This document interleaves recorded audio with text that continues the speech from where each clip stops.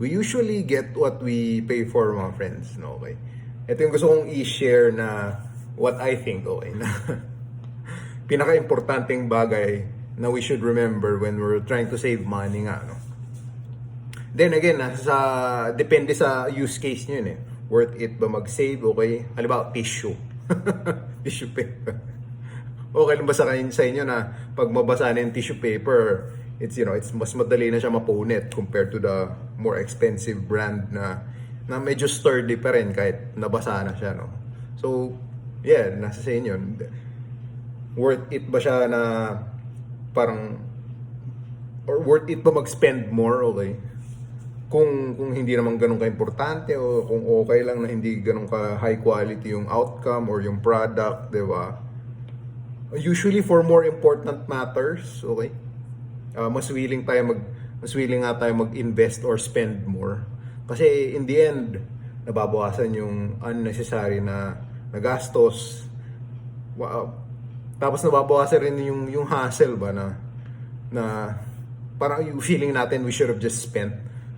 Kasi it basically solves our problem, right? I mean, usually gano'n naman tayo when we spend money. We spend because we want to solve a problem, right? Not necessarily, just save na lang parati, right?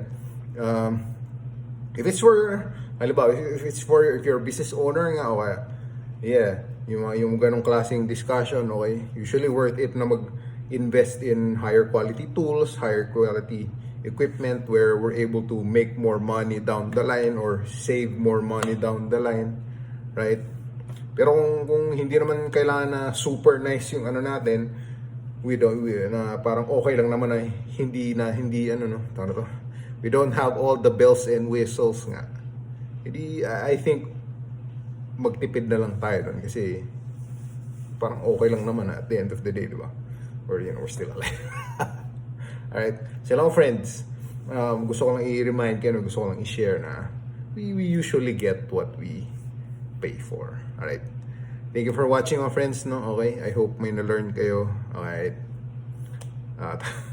follow or subscribe to my page. Alright, susunod ulit